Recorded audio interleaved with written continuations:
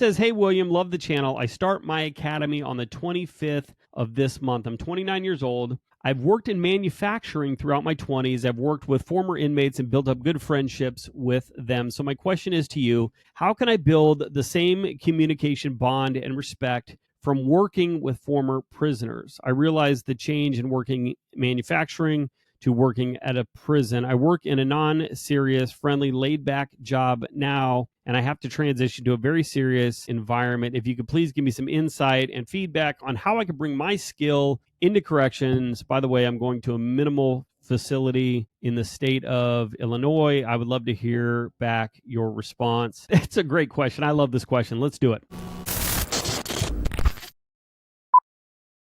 Greetings, my fearless frontliners, my fellow guardians of the galleries. I'm William Young, and well, this is my channel. If you're new here, welcome. If you're a current, aspiring, retired, or soon to be retiring correctional professional, and you're looking for content that is, well, it's informative, engaging, that is intended to educate and elevate the profession, you're in the right place. Let me take a break. Let me take a drink here.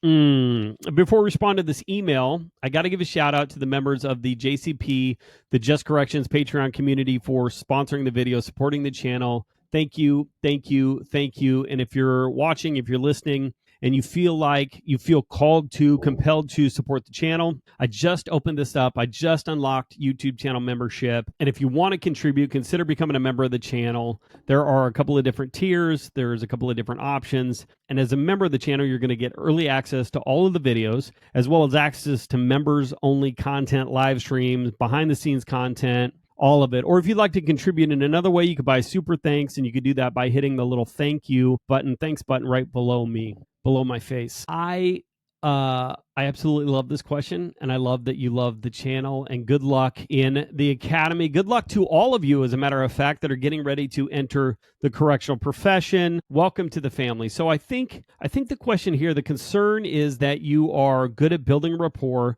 with the people you work with in the environment that you worked in, right? Manufacturing. And you know that it's going to be a little different inside, that you won't be able to use your skill of connecting or communicating in the way that you have been and that you're used to.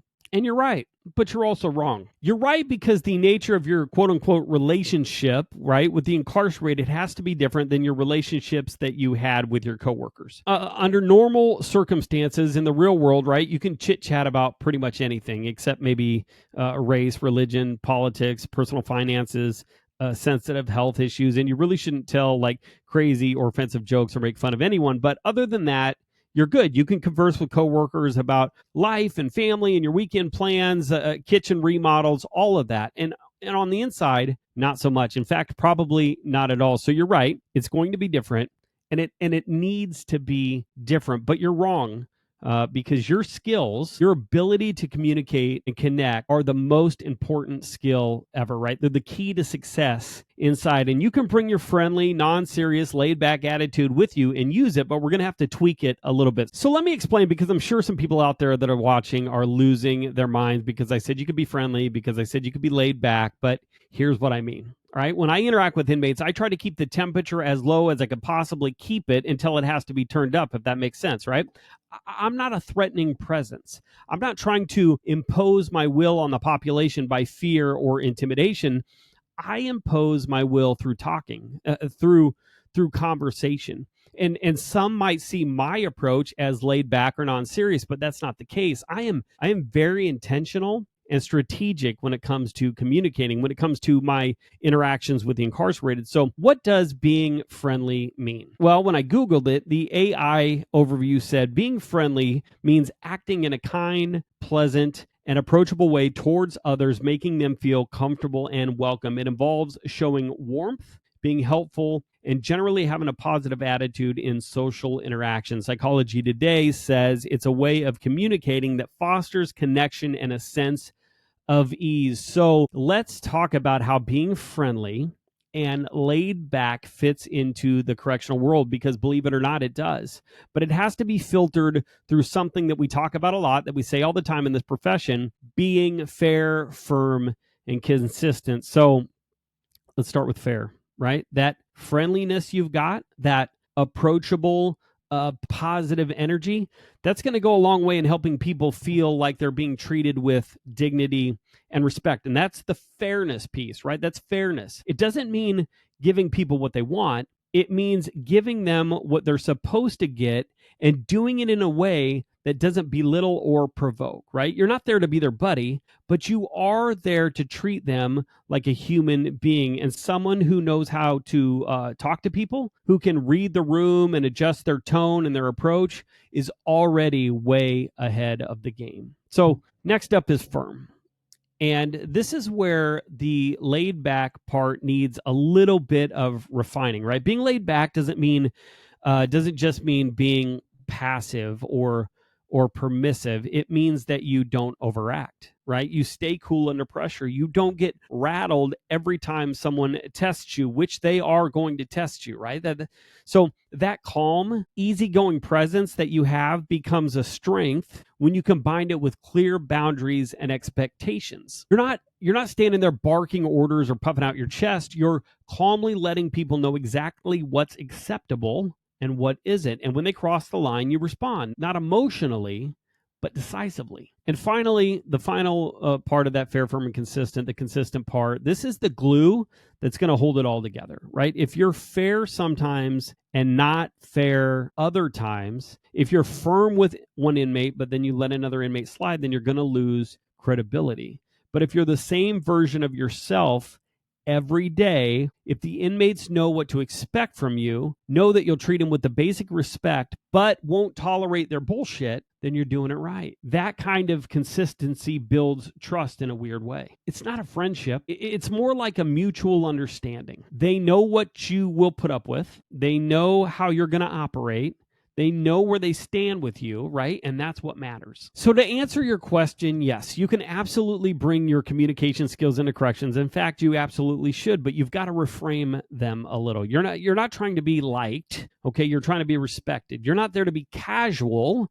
You're there to be composed. And you don't need to be serious all the time, but you do need to be intentional all the time. Approachable, right? Doesn't mean weak. Calm doesn't mean soft, and friendly doesn't mean naive. It means you're in total control. And that, being in control of yourself, your emotions, your interactions, that's the kind of officer that people respect. And that's how you succeed in this profession. But here's the deal, and I got to add this on because this is super important. Inmates also use conversation to collect information, right? To set up a staff member for manipulation. And I cannot stress this enough. Every conversation, right? We just talked about how you should be out there talking. You should be out there building rapport and building these relationships. But here's what I want you to understand. Every conversation is an opportunity for them, for the population, the inmates, to mine information, to collect data, to build rapport, familiarity, to use against you later, to get you to do things, to get you to smuggle in things. Communication is essential inside. It's your secret weapon. It's been my secret weapon. But that weapon, like any other weapon inside, can be taken and used against you. So just be mindful of that as you move forward, as you approach these individuals, as you have these conversations. Be mindful of that. Communication is essential inside. It's your secret weapon.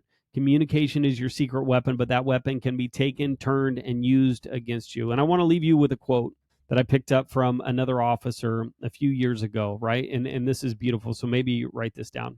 You have to remember that the people you're dealing with, the inmates, are human beings. But you also have to remember that those human beings are inmates. Man, I absolutely love that. I hope this helps. Good luck in the academy. You totally got this. Check in and let us know how you're going. Check in and let us know how you're doing from time to time. And if you guys got any advice for our friend here for the new soon-to-be cadet, then drop it in the comments below. All right, guys, if you liked this video, if you found value in this video, then straight punch that little like icon and subscribe. You guys know how YouTube works, right? You got to subscribe, you got to like things, you got to share the content with anyone and everyone that you think may be interested. And I want you to get involved. I want you to engage.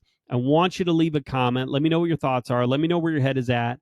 I want to know what you've seen, what you've done, what you've had to do. I love hearing your stories. I love reading those comments. Also, you can follow us on Facebook. I'm on Facebook, Instagram, LinkedIn. Don't forget to check out my books, The Nothing That Never Happened, Trained to Change. The links will be in the description of this video. They're all on Amazon. Everything that I talk about, everything is on Amazon. And if you'd like to bring me out to speak or to present at your facility or your event, send me an email at justcorrections.booking@gmail.com. And if you're craving more premium correctional content, check out this video right here or this one that is going to pop up right here. All right, guys, that's all I got. Until next time, be smart, stay safe, stay sane, and we'll talk soon.